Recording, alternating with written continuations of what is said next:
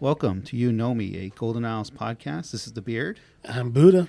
What's up, Buddha? Did you survive that hurricane? Well, I survived, but most of my trees didn't. You were out of power for a little bit, weren't you? Yeah, we just got power turned on Monday evening around 6 o'clock. Yeah. Water came on Sunday. You know, I hate telling people this because they look at me and get mad, but I only lost power for 15 minutes. Oh, jerk. Oh, wow.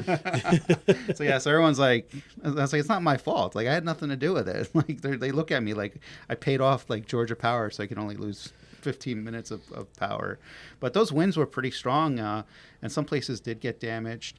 And of course we live right here on the Georgia coast, the Golden Isles, a very historic area. We have a very special guest here today. You want to introduce yourself, Paul? I am very special. Yes. And my name is Paul Meacham. I'm the author of Abandoned Coastal Georgia, a book that came out about 2 years ago now, and I guess we'll get into that. Yeah. And how well did your book sell? You know, it actually sold out.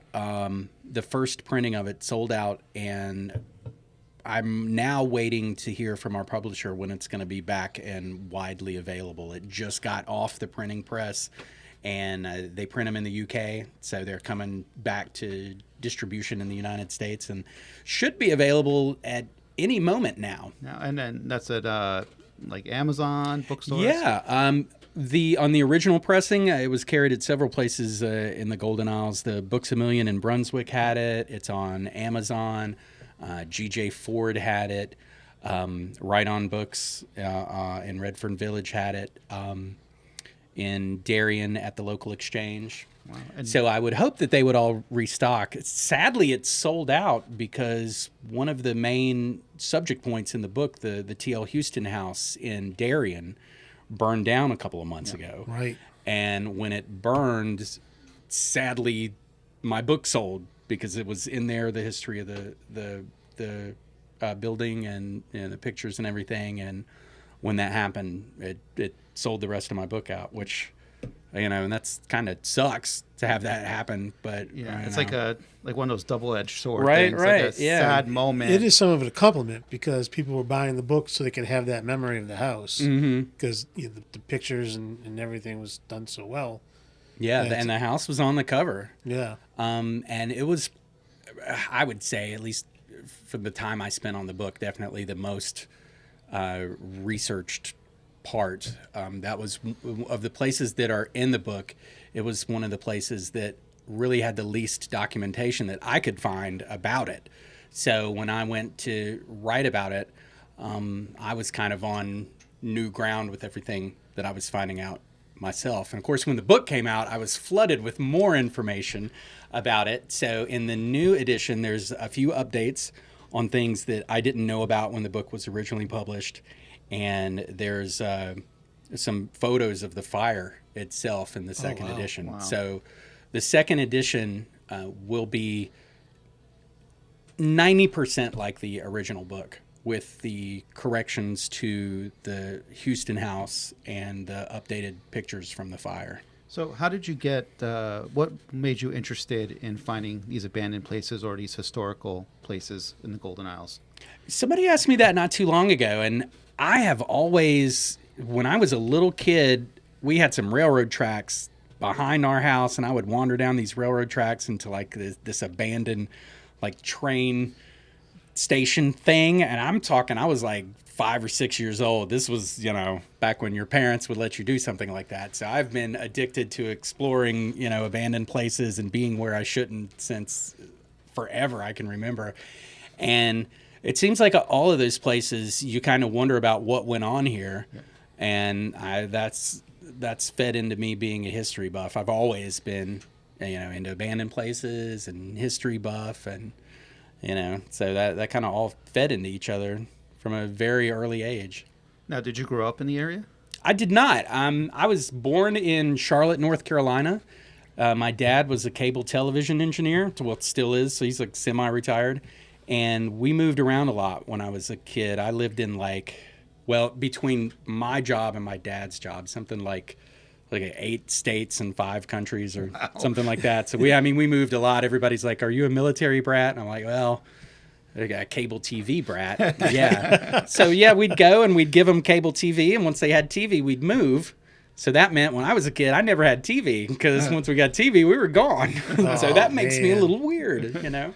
Well, Yeah. I never, growing up, I actually did not get cable till I was about 16 when I actually had to get a job and pay for cable. So yeah, so I grew up probably one of the only kids in my community with no cable TV. I tell you what, when I became an adult and had to start paying for cable, I was mad. Like, no, I'm the cable man's son.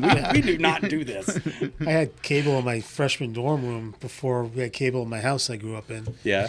And yeah, so it was weird always going home like, oh, let's go back to the dorm. Okay. Yeah. I remember when my dad brought home the first little box with the slider on it. And you could get you had the 3 channels, and then you could get 3 more with the little slider box, you know.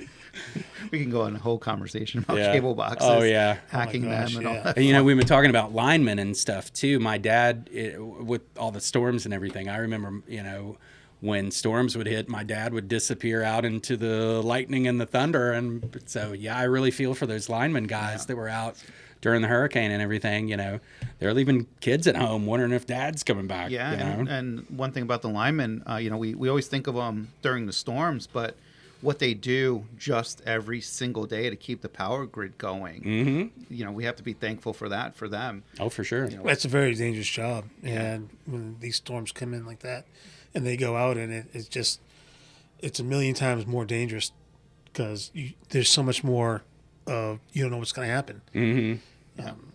You could be doing everything right, but Mother Nature is still going to screw you up somehow. Yeah. And speaking about Mother Nature, how many of these places have been lost to Mother Nature? That are in the book, Abandoned Coastal Georgia? Yeah. Well, the Houston house has been lost. Just off the top of my head, there are some signs. There's a section in the book about Highway 17, and I don't know if folks realize it. Our Highway 17, it was very much the Route 66 of the East Coast. Yes. There were lots of the kind of space age signs and the roadside motels and everything. And there's several in that chapter of the book that are no longer here. There was like a Oak Park motel that was on Highway 17, the Glen Avenue part that's like we drive by all the time now, and that sign's gone. There was a place called the Dimmery Restaurant out in Brookman, which was African-American only establishment. Had a really unique octagonal architecture shape to the building, and it's gone. There's also some, I've been thinking about doing a second version of the book too. And if I did that, I could probably fill a whole nother book of places that are gone that did not make the first book. Wow. Because, once you start writing about it and talking about it, more people bring you more information. So the stuff that was in the first book were things that I wanted to have that right combo of having a good picture and a good story. Because there's a lot of places it's like, well, I got a great story, but the pictures are crap because it's covered in vines or you just can't see it, or it's just, a couple of bricks out in the woods. And some places are... great picture, but you don't know anything about it, because nobody saved the story. And some of those things have come along after the fact. Now, how hard was it to find the history on these places? I did it as kind of like a passion project, I guess. So it was never really like, oh, this is frustrating me. Yeah. I just kind of was curious about it, and I would take my notes and...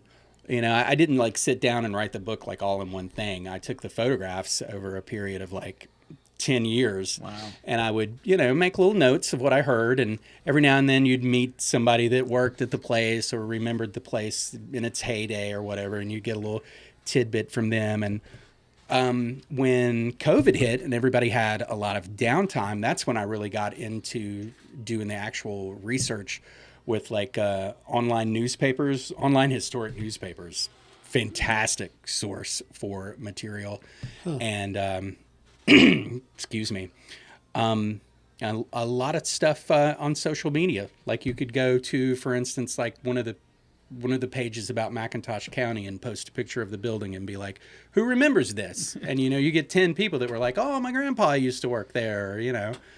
So, how'd you find these houses? Did people tell you about them, or were you just exploring and you come across some of these I think things? most of the stuff I just kind of saw driving around and wondered about it, and then went and looked it up to see what it was. Like most of the stuff, like for instance on the Highway 17 stuff, I mean, you'd just be driving down the old highway, and you know, there's a derelict motel off to the side, and kind of wonder what went on there, and talk to a few people, and you know, kind of hear about what's going on from the stories that people tell. Did you ever like go inside some of these places and look around? Or? Oh, definitely. I don't. Yeah.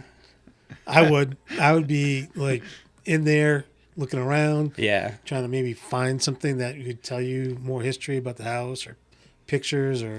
I will say this though, I've been asked why there's not often a lot of interior photos on some of the places, and I kind of, you know, I thought about that myself. When the interior photo is just a room full of trash and junk, you can really have a room full of trash and junk anywhere, so that doesn't really tell the story of the architecture or what the place, you know, kind of look like. Sometimes it can give you like a moody vibe, but in the photographs, I mean, obviously I took more than one photograph of everything. I overshoot. I take You gotta. too many pictures of everything. If you ever go with me to take pictures of stuff, we're gonna be there for a minute. Because I got to take pictures of every little thing. But in the book, I had a limited amount of space, so I really had to pick the photos that best told the story, or you could see, you know, the style of architecture and stuff like that. So I do have an Instagram and a Facebook, and on there I share a little bit more of the, you know, the interior disaster areas in a lot of these places. Go ahead, Frank. So, what were some of the more interesting stories about some of these abandoned houses?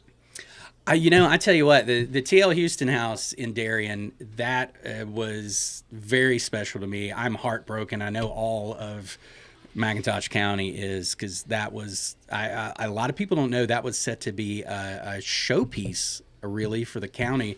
There were a lot of different players involved. The property was owned by the state, and there were some different organizations that were concerned with preserving it. And they really hadn't clicked and gotten together, and they had all just recently clicked and gotten together, and it looked like there was some preservation money coming, and it was going to be kind of a show place for something to go on out on Butler Island. And, you know, now that the fire has happened, as far as I know, they're still going to push through with those preservation efforts, but obviously the building is lost. Yeah. But there's still stuff out there, like the big brick chimney that was built by enslaved people. That is, if I can sound the alarm on anything, I've watched its deterioration over the past 13 years, and it is fragile. You can see through it now. Yeah. When I first started taking pictures of it, you can see from the pictures from 13 years ago to now the amount of bricks that have fallen out of it.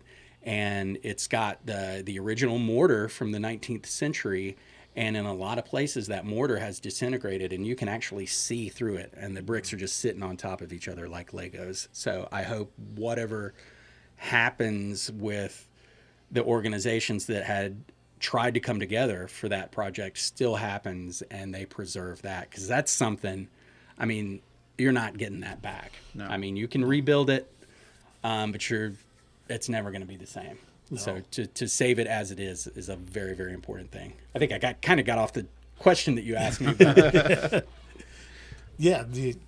So you think maybe with that house, they might talk about rebuilding it all, or? I don't know. I mean, they could, but again, it's never going to be the same. That house was built by Colonel T.L. Houston, who was the co-owner of the New York Yankees. And he was a very, very wealthy man. He spent a lot of money building that place. It was his retirement home, and he built it to, you know, really kind of his exacting standards. And there was a lot of, you know, fancy woodwork and carpentry. And it's just sad to see all that stuff gone. His whole story here in the Golden Isles is fascinating. He and a guy named Jacob Rupert, they were the two guys that bought the Yankees when they were the Highlanders in 1915. They were the worst team in the American League, and they bought them, and these two dudes were like, we're going to make this team the best. And Colonel Houston was instrumental in signing Babe Ruth. Babe Ruth was his buddy.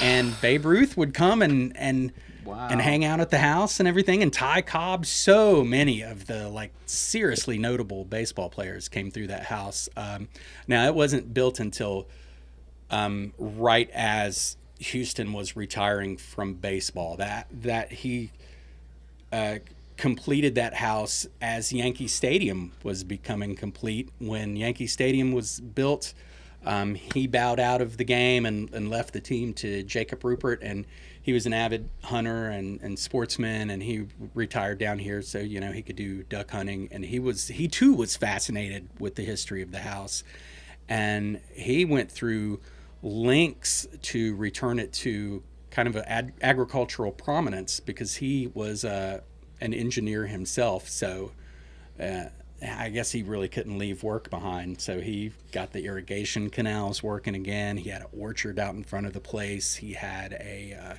very successful dairy farm.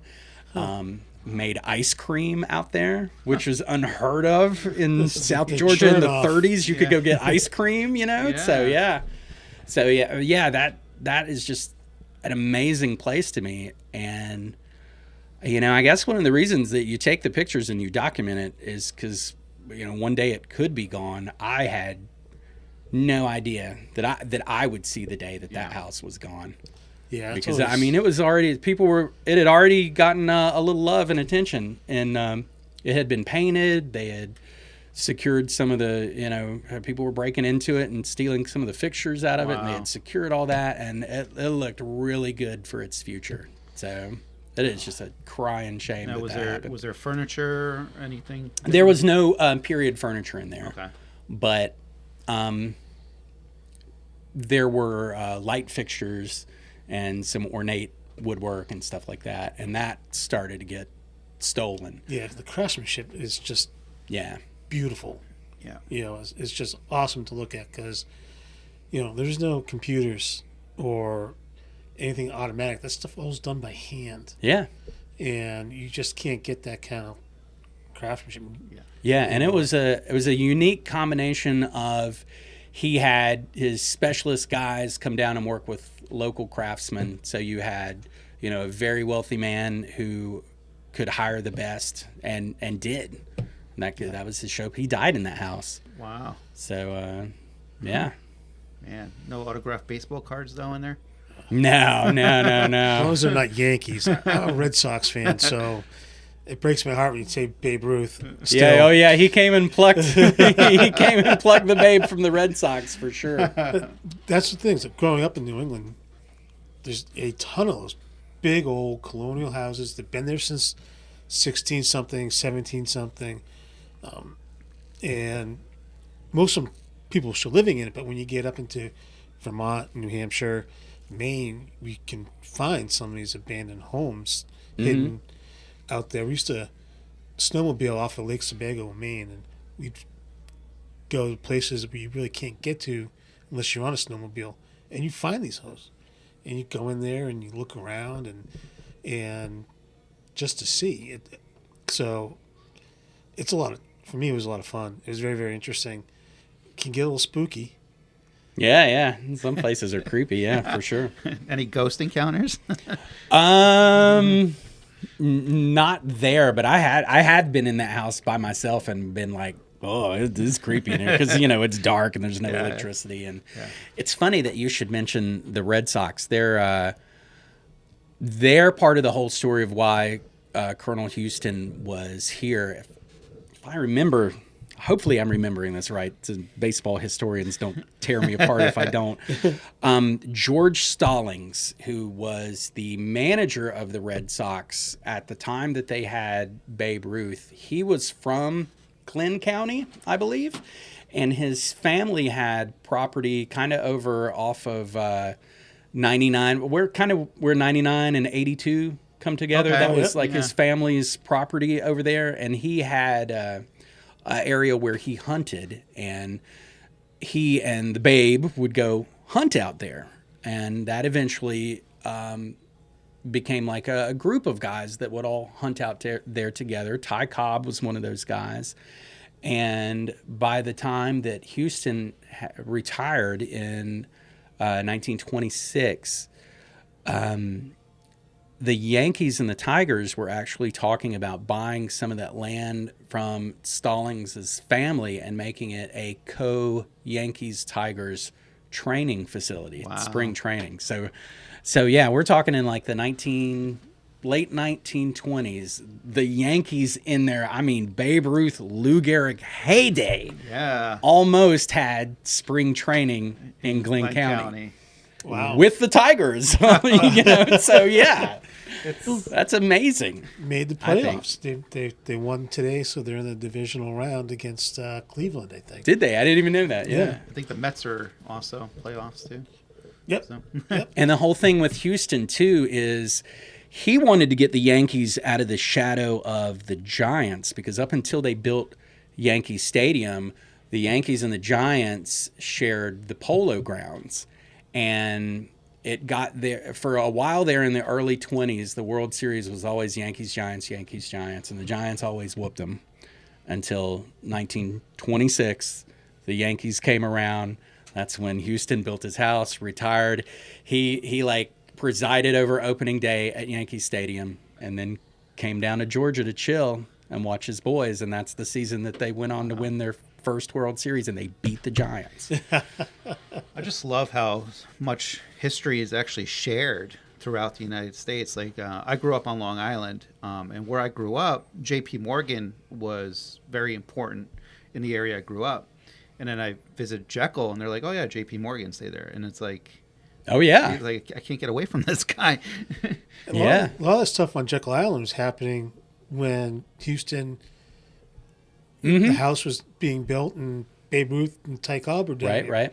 So, now, see, I've never heard any stories about them being on Jekyll, like the baseball guys being on Jekyll, but surely they must have. I mean, we're talking rich guys hanging out with rich guys. Yeah. You know, so I know Babe Ruth had definitely somehow gone his way over to J.P. Morgan's or whoever over there. And Babe Ruth's second wife was from Georgia, so he had some Georgia background too. Yeah. Wow, you gotta love history. It's just sad that sometimes we lose it to nature, storms, or just highways being built, and the main, like 17 not being the main highway anymore. Right. Again, I guess that's part of the reason why I like to document that, because if it goes away, there's a little bit of a memory for it. And some folks, especially when it's like a roadside motel or just an old metal sign, many people do not appreciate the history that something seemingly so insignificant can hold. Because it's just an abandoned derelict. It's an eyesore to a lot of people. But history is made often in very insignificant looking places. That's right. Well, I mean, like take downtowns to a lot of small towns, cities. I mean, a lot of them, a lot of downtowns died because it used to be the main Route 66. Then you had the highways come in and divert the traffic, and then you watch downtowns die, and then you watch some of them try to come back up again. Yep, that is exactly what happened to Highway 17. It was the interstate, and when people were telling me about a lot of the locations that were abandoned along 17, then they would tell me it dried up in about 1977 when the interstate came through, and it didn't take long. I mean, these places were thriving businesses, and then within just a couple of years of the interstate, they were gone. There's a place in my book called Moody's Barbecue, and there's a Tomochichi's restaurant, and I know I'm forgetting somewhere, but these were all down in Camden County, and it was like a couple, 3 restaurants all in a row that everybody had some amazing story about, and everybody remembered going there after the Friday night football game, and it was their place, and you would either be a Tomochichi's person or a Moody's barbecue person, and I swear the way people talked about some of these places, they could open back up tomorrow and do bang up business. Like I hear about Moody's barbecue all the time, which I think they closed in like the mid 70s or something, along with the interstate coming through, but like in the mid 60s, apparently they were the best damn barbecue around. Wow. And I mean, people still rave about barbecue from a place that's just a derelict building on the side of the road. I think that's cool. Yeah, it's really cool because it's bringing back a lot of those fond memories. When I go back and I see places that I used to hang out at or that are closed, or there's now something different, like like my favorite pizza spot is now a Starbucks. It's like, oh man, that was the best pizza. Now it's a Starbucks. Yeah. Like I lived down by exit 29, and when I first moved here, everyone used to talk about the barbecue place that was just basically like pieces of wood that were just made into the a Georgia shack. Pig. yeah. And then that's gone. Yep, the Georgia Pig is in the book, and that's one of those places that it kind of dwindled over the years. I think it kind of went down quality-wise, and then they went out of business, and then it sat derelict for a little while, and then it started to fall apart. And I was there the day that they tore it down, and there was a big cool sign on the side of it that said the Georgia Pig. And I offered the guy in the backloader or whatever it is, the big crane that he was tearing it down with. I was like, I'll give you $100 for that sign. He's like, nope. I'll give you $200 for that sign. He's like, nope. And then crashed it down. I'm like, oh, dude, are you kidding me? It's like, why? Yeah, why? Yeah, why? I mean, that's history. So yeah. I tried to save it, y'all.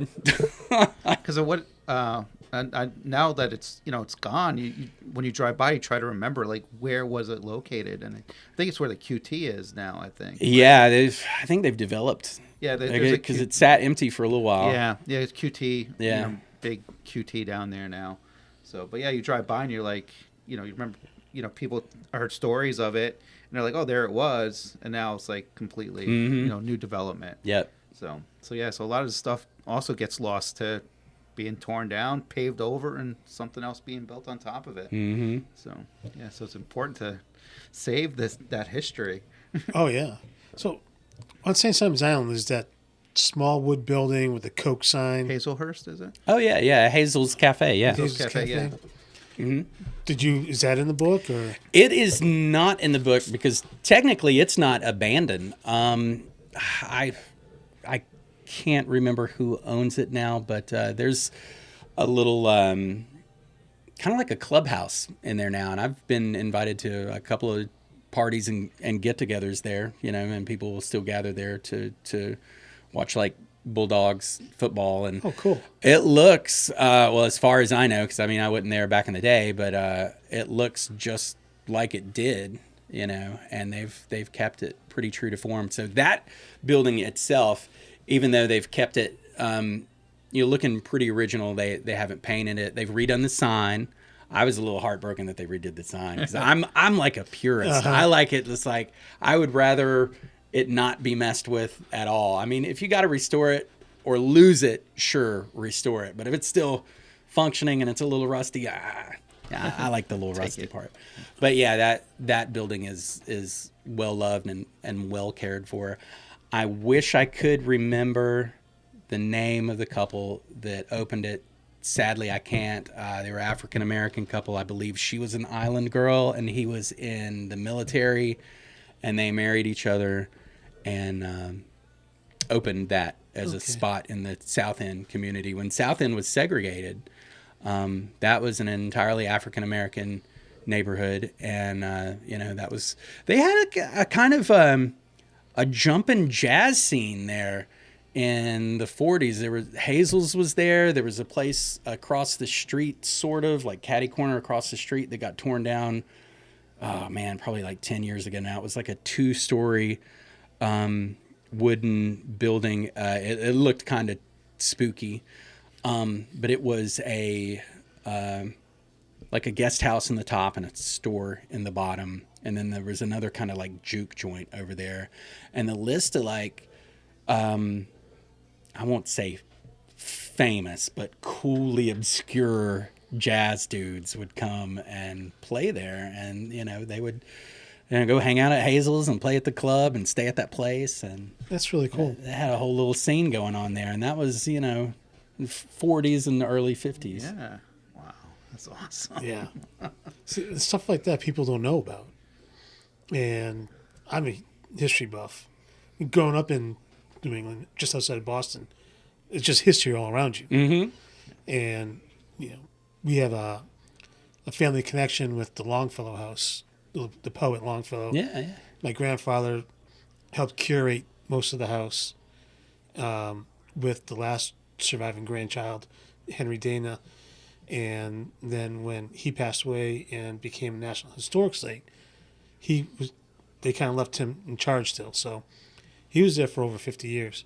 And we got to go inside that house all the time. That's cool. That's neat. And, Yeah. back then when my grandfather was kind of running things and I was 10, 11, 12, you had to run the place.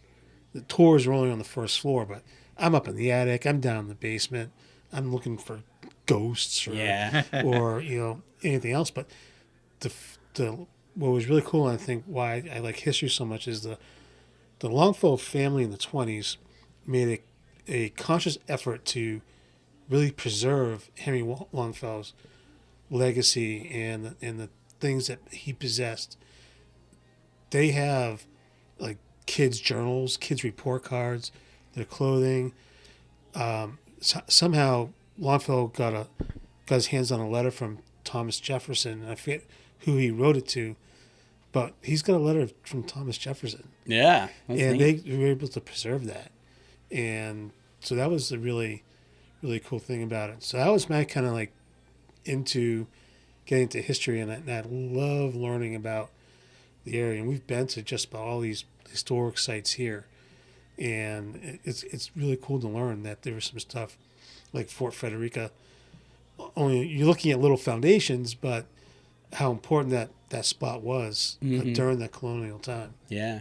We have such a rich diversity of history here too, because you've got the Native American cultures, you've got Revolutionary War, Civil War, the African American experience with the enslavement, and all of that is around us. And then, World War II with Glencoe and everything. Yeah. There's some amazing stuff happening around here, and that's so compact.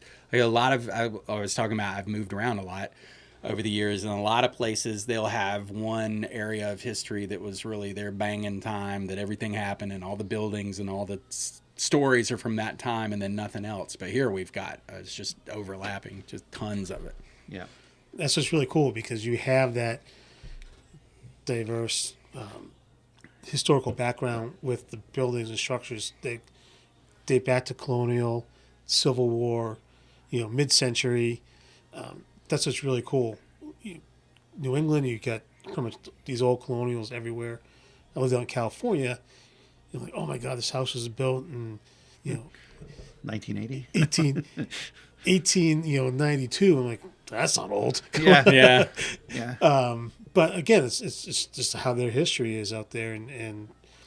But when I came here and we started getting around, and like that downtown, I just fell in love with it, even though 9 years ago it was kind of derelict. A lot of abandoned buildings downtown back for then. sure. But now that you see them build up, and they're kind of really making an effort to preserve some of that, and that's the biggest thing. Is I'm big into the preservation of some of these historical sites. Yeah, the best thing you can do is to put people in it and still use it. Yeah. So have you had any historical preservation nonprofits, whatever, reach out after you published your book that didn't know about any of these places? I wouldn't say they didn't know about it, but I have. Well, in the research for the book, I worked with a lot of folks. Like, I want to give a shout out to Ellie Isaacs. She is with. Oh God, I want to. So I can't remember. I can't remember her organization. She is going to kill me, but she's moved up through. She's a Savannah historian, and she has moved up through different ranks of architecture firms and historic preservation firms, and people like her really helped me on doing some research. She was really the go-to person for. There's a chapter in there. The very first chapter of the book is about the Savannah Powder magazine. And I think it was kind of earlier in her architecture career that she did a paper and a study on the preservation of that structure. And like she had all of it down. You know, I just had to go and ask. And I had the pictures and everything. But yeah, a lot of people like that, you know, that are, I'm just a enthusiastic amateur, but there are people like her that have dedicated their, you know, careers and lives to the whole thing. I'm kind of jealous of that. I kind of wish, you know, I could jump off and go do that, you know. I'm just an enthusiastic watcher. I mean, we drive by, like, you know, Union Street and see the old Victorians and those houses, there'd be one or two like, oh man, I wish I could just buy that and fix it up and make it back to where because they're beautiful and they're grand, and you know, those houses, like, there's a personality. Yeah, and every one of those houses has some sort of story. I looked at buying a house one time and down there, and it turned out that it was like the fire chief's house. And there's so many like sea captain houses or so-and-so big shot stayed there in like, you know, 1870. One of the ones that I wish was still there, there's a story in the book about Quarantine Island. And there was a guy, it was a young man from North Georgia, and he was hired to be the master of Quarantine Island for the then health department. And when he moved to Brunswick, he immediately got yellow fever. And instead of leaving him on the quarantine island where they probably should have, they brought him into town to his brother-in-law, I think's house. And they had no idea how yellow fever spread back then. So they sent all of Brunswick into a panic, and people were, you know, leaving town and fighting over train cars to get out of town. And the house that they brought him to is where the parking lot of the post office is now. Oh, okay. So, but in the story, they like lit fires all around the house to keep, you know, whatever, the miasma is what they call it, the bad vibes. They didn't want the bad vibes leaving the house and making all of Brunswick sick. And they actually went and doctored on this guy in like big leather coats, you know, like medieval looking, you know, Black Plague stuff. Yeah. And that was one that I had to track that. I wanted to know where that house was, and I was so sad that it wasn't there anymore. But yeah, wow. So yeah, there's some of them that are gone like that. Yeah, and I think it's kind of fun too. Like I'm a cemetery nerd, and you'll go to the cemetery and you'll see so and so was mayor in 1840 or whatever. Well, where did he live? And then, you know, you do a little research, and he's on Egmont Street, and it's like, well, you go down, that's where the mayor lived, and you know, now he's that granite slab. you know. So do you have to go to the library, or do you go to City Hall? Like, how do you pull up records? All of that stuff. Anywhere that anybody's got something written down, tons of time at the library, tons of time online. And yeah, anything that's, you know, got something written down. Wow. That's the research. That's amazing. And that to me is fun too. Yeah. I'm a like kind of a geek almost about that. Almost like an investigator. Like instead of like investigating a crime, you're investigating what happened to the house. What's the history? Who lived there? Mm-hmm. And I love old newspapers. Old newspapers give you such a you also get the attitude of the day about it. Right. Because, you know, anybody that writes the story down is usually going to add their, you know, feeling to it. So the feeling that we may have about a place or a situation today might not have been the way it was back then. Yeah. There's also part of the book about there is an abandoned munitions factory in Brunswick, and my favorite story about that place is that So I'm going to back up a little bit and tell you how you were talking about the research and how Yeah. to find these things.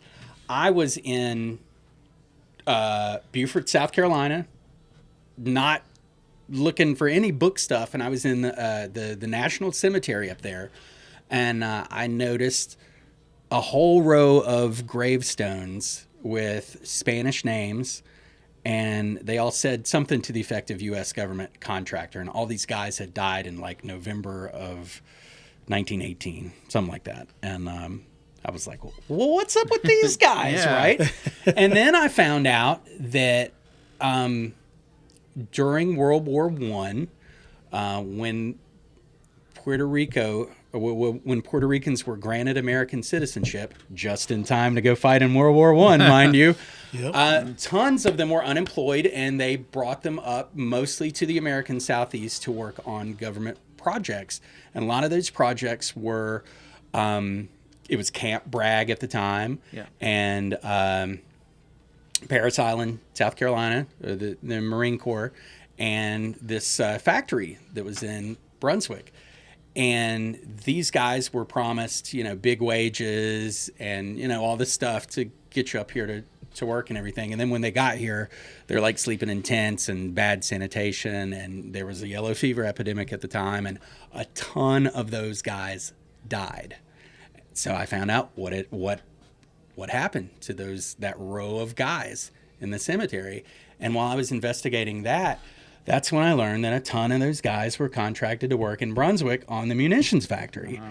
And we had a ton of those guys die. And then my next question was, well, where the heck are they? Right. In Beaufort, they're buried up there. And there was another similar munitions factory in Arkansas, and they're buried up there too. There's a memorial. In Brunswick, there's nothing.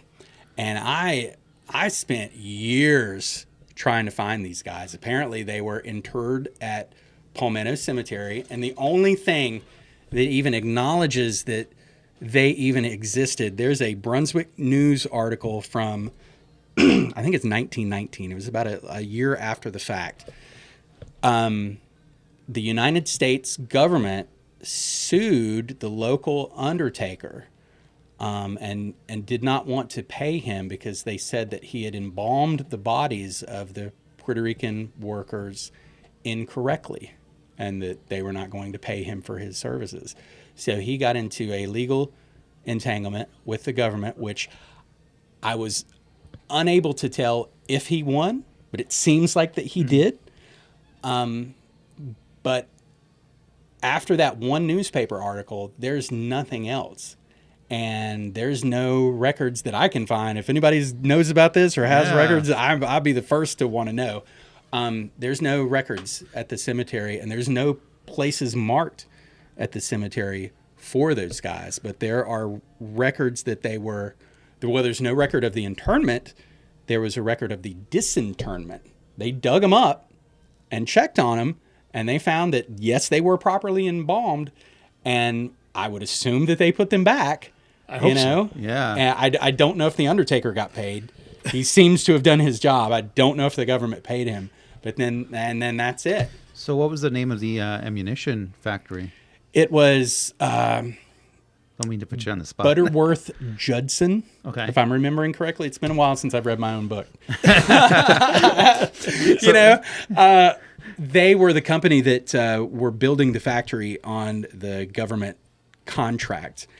And the war actually ended before it was finished. So the whole thing with the factory, it was there to produce picric acid, which it's a byproduct of pine trees, like everything.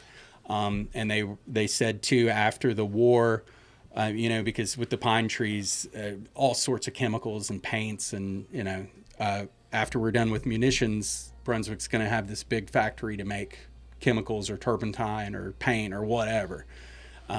They really sold it to this area to be like, this is kind of your manufacturing future. Mm-hmm. We're going to build this munitions plant after the war is over. Everybody's going to work here. And it was a gargantuan task to get. I mean, I had to get people from Puerto Rico to come work here.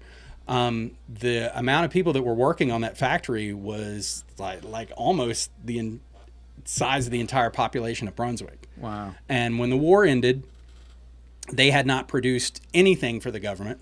So the government was like, okay, we need our money back. And Butterworth Judson was like, well, the thing is, we spent all our money trying to build this factory. So, and the government was like, well, guess what? Now you're bankrupt. And there was a lawsuit that went to the Supreme Court. And Butterworth Judson lost, and they went under. Yeah. So, and there's nothing left, correct? There's some big, you'll see in the book, there's some big, concrete slabs. There's one spot that's real noticeable that you can drive down the road and see it. But this complex was so huge that there's little pieces of concrete and buildings like all back in that area. I'm trying to think of the name of the road. There's a road up there. Shoot, I can't think of the name of the road. I'm blanking on some stuff. Is it at North Glen? It is, where the Huddle House was off of 341? Yeah. Yeah. I think it's like Jay's Chicken now or something. Yeah. Anyway, there's some unfinished big concrete ruins in the woods over there, but there are some completed warehouses along that road down there that are still being used. Like one of them was like an auto repair shop and Boatwright. Yeah, I think the Volkswagen. Is it? I don't know about that. Maybe. Yeah, but yeah, there's some big brick warehouses there that were part of that facility. And there's even, like, you'll drive around back in the neighborhoods back there, and somebody will have like a big odd concrete block in their yard. And that's what that is. That's part of the factory. I think that's fascinating. I've actually been out there and told people, you know what the big concrete block in your yard is? They used to make it's acid. It's the footer for a water tower. Yes, and they were making acid. So what happened to the building? Did they level it, or just nature, or took over, or? Most of it was actually sold at auction. All of the wooden stuff, they built houses for the workers and everything, and they sold the houses and moved them and sold the fixtures. And this was years after the lawsuit, after Butterworth Judson went under. People were called in to contract out and sell all that stuff. There's actually... and this didn't get in the book because I found out about this later, or it's briefly mentioned, but I found out more about it later. The homes that were built for the, again, this was segregated, the white supervisors, they had a little bit nicer house than just the regular workers and stuff, were sold to a real estate firm that was building like the first resort neighborhood on Tybee Island. And they had this whole planned community on Tybee Island. And I actually went to Tybee to see if I could locate any of the buildings that were here that got moved. And I think I found one and you have to kind of piece all this together, because I pieced it together from, advertisements and a little article here and there. There's never any concrete stuff that said, we took house A and we put it on a barge and we moved it to Tybee. But on Tybee Island, there's a house that looked just like all the houses that were here. And it says on the deed that it was built in 1921 when all those houses got moved. So maybe, It's a little bit of connecting the dots, right? Yeah. And it's kind of, and that's one of those things. It's like, I don't know if you'll ever know, because, nobody wrote that down. These businesses are long gone, So talk about moving. How did those workers end up in Buford? The Puerto Rican workers, they were brought up here on like troop ships and stuff. And they were dispersed mostly throughout the Southeast is where they were. And they worked on government contracts. And some stayed and some went back to Puerto Rico at the end of the war. That particular population of workers was decimated by yellow fever, though. A lot of those guys died. I couldn't tell you what. Yeah. But how did their bodies end up from Brunswick up to Buford to be buried? Oh, no, that's what I'm saying. We don't know where we have no idea where the Brunswick guys are. Oh, okay. So you just took the dates from the Buford and then connected Well, the them. Buford guys, they died up there. Okay, The yellow okay. fever got them up there too. Okay. So the guys that are buried in the National Cemetery in Buford, they died during the projects for Parris Island Oh, and the okay. Marine Corps facility. They died in that area. And like I said, there's some fellas that there's actually a memorial to them in Arkansas where another picric acid factory was being built. And they actually have the records and recognize those guys. But our guys, I mean, they've got to be out there. They're buried at the cemetery somewhere, I would think. Somewhere. I wouldn't imagine that the expense was made to ship them back home or anything like Yeah. that. So there's unmarked graves of those guys. Has to be. It has to be. Like you wonder if they had any children while they were here. Mm-hmm. Yeah. Yeah, and you know, and their families back home. It's a wild story. Or they don't know what happened to them. Mhm. That's sad. Well, what's wild is you can just not like you should really do that around here but you can take off into the woods somewhere and you can stumble across like a family plot. Oh yeah. Oh, absolutely. Where did this come from? How did this get here? Mm-hmm. Because when we lived in South Carolina, we lived in a planned community type of thing, but we were at the very end, and I'd go out into the woods, and there were like 3 or 4 family plots with, I don't know, maybe 5 or 6 Mm-hmm. tombstones in there. You could barely read them, Yeah. and it's just like there's a history here that's lost Yeah. when I see that. This area is rife with that too, because so much of the land around here that's been developed is plantation land, and on any sort of plantation land, you'll have that family cemetery, and then the cemetery for the enslaved, which is often barely marked, if marked at all. And I've been like out in the woods, you know, looking for stuff, and there's one place. That we were talking about creepy vibes.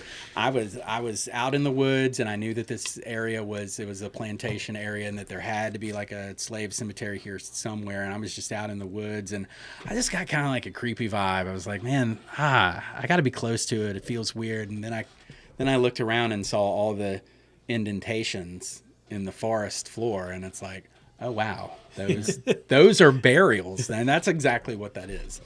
You know, and the particular case I'm talking about is not marked. And I've heard from a lot of people too that were construction workers in like the 40s and 50s when it was time to build a house and there was a slave cemetery or there was a family cemetery.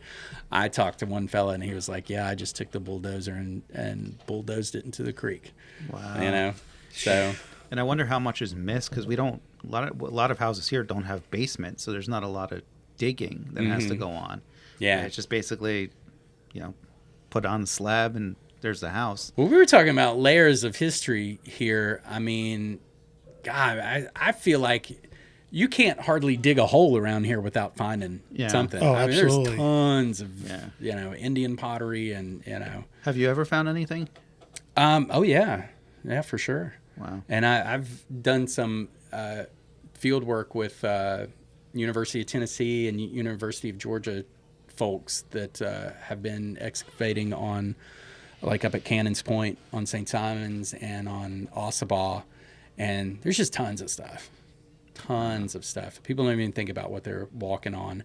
And, if you kind of know where things happened, like I used to live on St. Simons. I live in McIntosh now, and right across the road from where I lived in St. Simons is where the 54th Massachusetts camped before they got on the boat to go up the river and burned Darien, and there's a subdivision there now, and I was like, boy, if I lived across the street in one of those houses, I'd have my yard all dug up.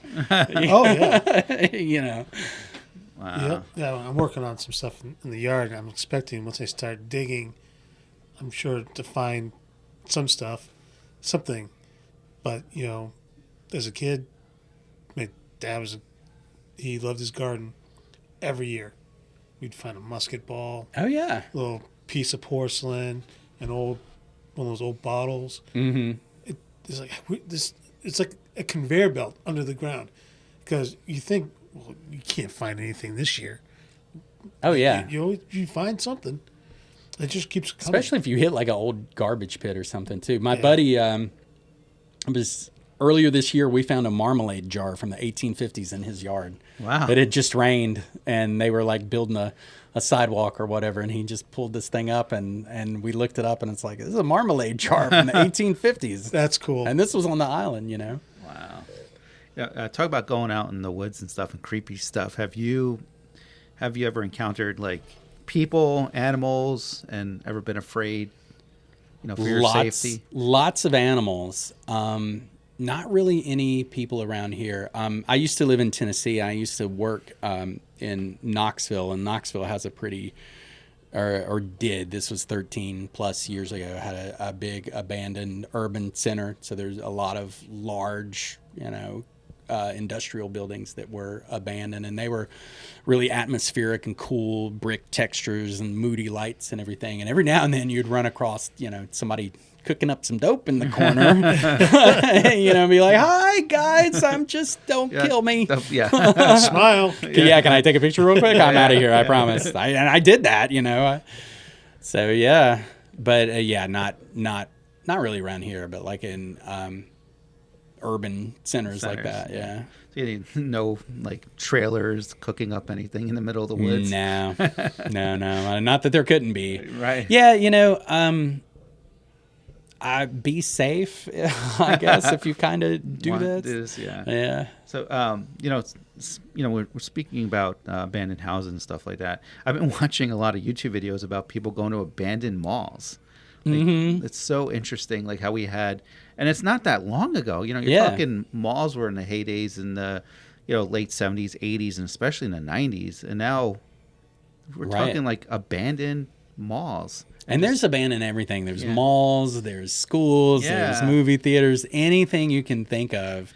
Bowling alleys have, outlived their usefulness. And I just love watching it. It's like basically they just got up and left because everything is still, some of these places, everything is still there. Man, I tell you, this is, you're talking about early influences on this stuff. When I was in probably about 4th or 5th grade, me and my buddy Jeff Madar, shout out to Jeff Madar if you're listening. He had moved. We used to live in the same neighborhood, and he moved to another part of town, and we went, the first time I stayed over at his house, we went exploring in the woods near his house, and we came across this little old house out in the woods, and it was all boarded up. Do not do this, because this is what us 5th graders did. We broke into the house. That's a big no-no. Don't do that. We were just kids. Wink. Right. But this house, it looked like somebody had got up in 1947 and left and had never come back, because there was a cigarette in the ashtray with the ash on it.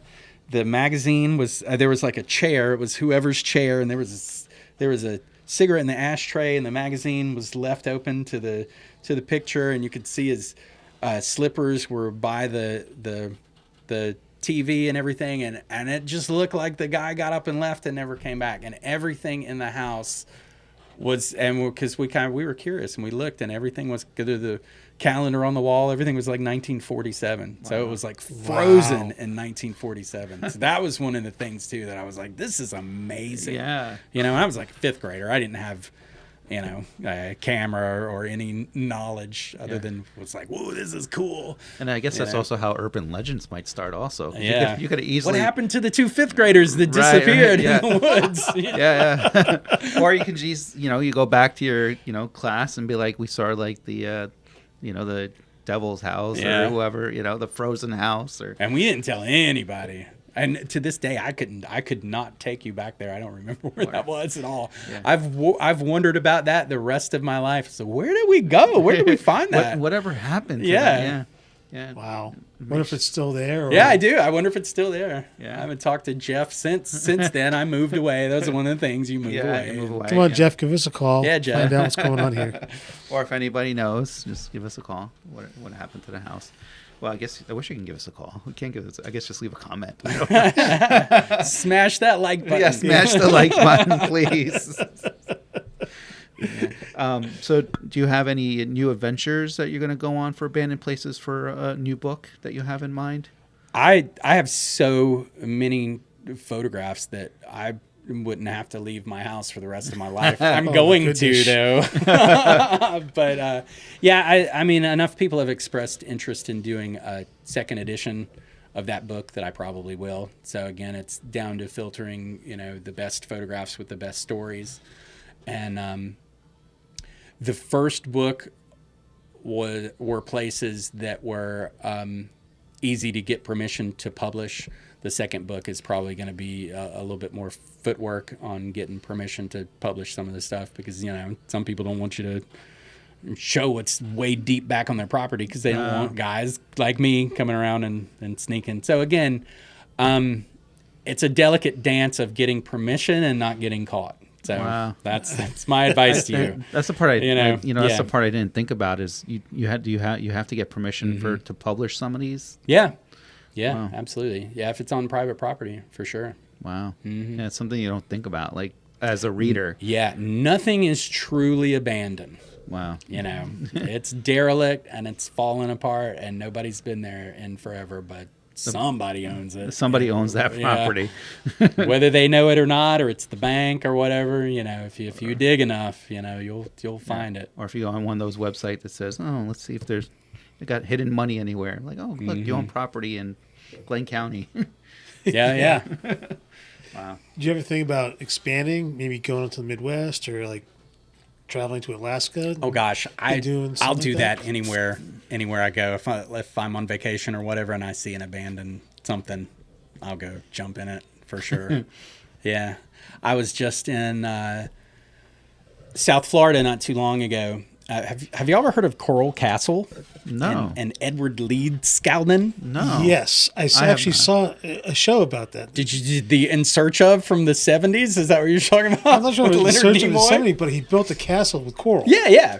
There was this guy that he was a Latvian immigrant in the early 1920s. He moved from Latvia to extreme South Florida on the edge of the Everglades, and he was a rather mysterious dude because this guy's like 100 pounds wet, and he had some method of cutting and moving giant coral slabs like all by himself, and he built a little castle out of it.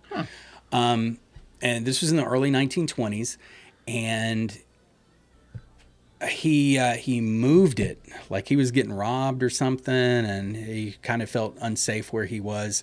So in the middle of the night one night, by himself, like in a truck driver, he moved like tons and tons of coral monoliths and moved his castle to a different place. Now you can still go and see the now location of Coral Castle. It's like a tourist thing. It has been since then.